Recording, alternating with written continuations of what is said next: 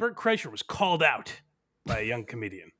And I almost remember a few weeks ago we played clips from Bert Kreischer on We Might Be Drunk with Mark Normand and Sam Morril.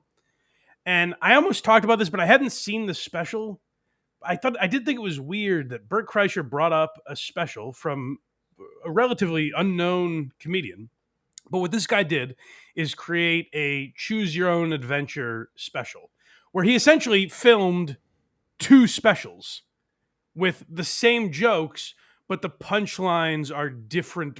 I'm assuming maybe this is political, where he takes both stances. I don't know. I haven't seen it, so I don't know exactly what it is. But it's basically two different versions of the same special where you can choose which direction you want him to go in. Pretty unique, interesting idea. I don't know if it's any good. I don't know if this guy is funny. But for some reason, Bert Kreischer called this guy out on We Might Be Drunk. Sam and Mark defended him, and he finally responded to it on Instagram. It just happened to pop into my algorithm the other day, and I thought this was worth talking about. Well, this is weird to talk about, but Bert Kreischer talked about me on a podcast. There was a guy, I don't know his name, and I don't want to try, I'm not trying to trash him at all, but like, he did a Choose Your Own Adventure stand-up special. It's me. You're talking about me. Me. Oh, I know this guy. Danny Jolles. I should say excellent. Yeah, He's a great funny guy. David Jolles is his name. I should have said that. Yeah, Jolles if you're Google. Yeah. But what's crazy about that special is it's brilliant joke writing. Writer, me, so kind. However, when you feel like he doesn't mean it, it took the teeth out of it, and it was like, oh, just a joke. Okay. Like, but, it's almost weird when you like. But I like that he tried something different. Thank you to Sam Morril and Mark Normand for standing Can up I for tell me. you? Can I tell you what was enraging? And the reason I thought about talking about this on the show, but again, I hadn't seen the special, so I didn't think it was my place to defend this guy. But the reason that it infuriated me about Bert is he takes his shirt off on stage. You know, he's a gimmick comedian, and I don't hate Bert Kreischer at all. I know a lot of people do. I like Bert Kreischer. I don't think his stand-up is the greatest. I don't think it's as bad as people say either. I think it's fine. I haven't seen his new special either. I've heard it's not getting great reviews. I saw Beige Frequency really tore it down. But like, I think Bert Kreischer is like a fine comedian. Should he be as successful as he is based on his material? I would say no, but he obviously appeals to a segment of people. He's the Jimmy Buffett of comedy. But for Bert Kreischer to say this stand-up has no teeth, it doesn't have the grittiness of an old Carlin special, and then when he gets on stage, he rips his shirt off. That's the big show. Is like, hey, it's weird. This guy's wearing jeans and no top. Isn't that zany? You're coming to our side, Mike, on Bert. I love it. I like Bert. I think he's. I get the appeal of Bert, and I also get why people dislike him. The thing I've never gotten with Bert is why people hate him. Why, like, when I say, I think Bert's fine, people will be like, oh, you're washing his balls. Fuck you, man. Like, I don't get why he inspires that level of anger. Maybe it's his laugh and his narcissism, but people get very mad about it. And that's the part I don't get about Bert. But then when I heard this, I was like, you know what? Maybe this is the part I've been missing that infuriates people, where he's trying to do, and Rogan does this too, where they put this kind of high-minded thing that is not true to them. Like, they're trying to sound smart about comedy, when in reality, like, Rogan is a guy that's like, you know, wouldn't it be great if you were gay, you could just fuck your buddy? And like, that's Rogan's material. It's the same with like Seinfeld. When Seinfeld talks very high-minded about comedy, and then he's like, why is a toothbrush clean the second time you use it? It's like, it's not that deep material, but they speak about it in this high-minded way. And I guess you could say I do that too with Why You Laughing, but I think I try not to scrutinize it in a way that seems phony, the way Bert was doing it here, because this guy brings up a very good point that I think is probably true of Bert's criticism.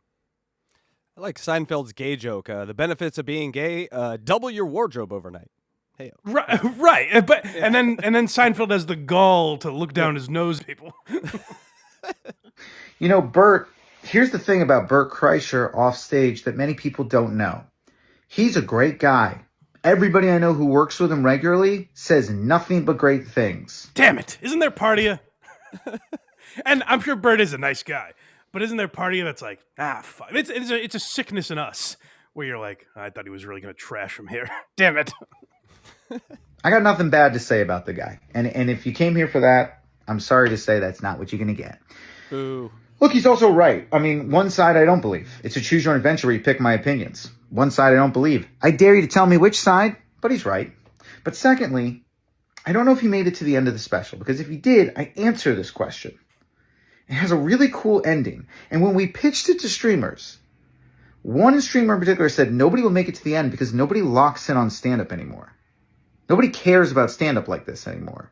So no one's going to Boy, is that disheartening when you look at how big stand-up is with these guys playing fucking arenas and stadiums. You're like, God, people aren't getting to the end of specials? Like, that's enraging.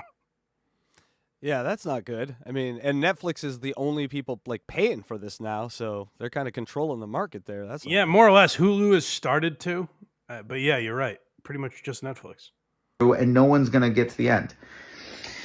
And I think it's crazy a streamer said that, and also they were right. Like, you know, it was an artistic accomplishment. I stand by it being an amazing special, and everybody watches it, loves it. But yeah, very few people made it to the end.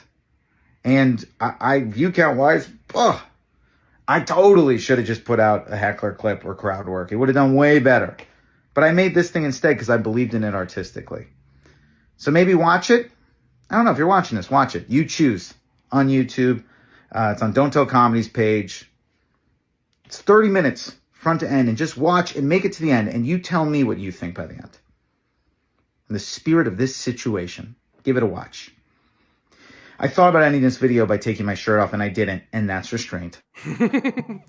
So maybe this guy's a hack. I have no fucking idea. Like I said, I haven't watched the special, but I wanted to promote this to people because, as he kind of points out at the end there, it did infuriate me to hear a guy, and then when you hear David Jolles explain, you're like, that sounds like Bert. He probably did not get to the end of this.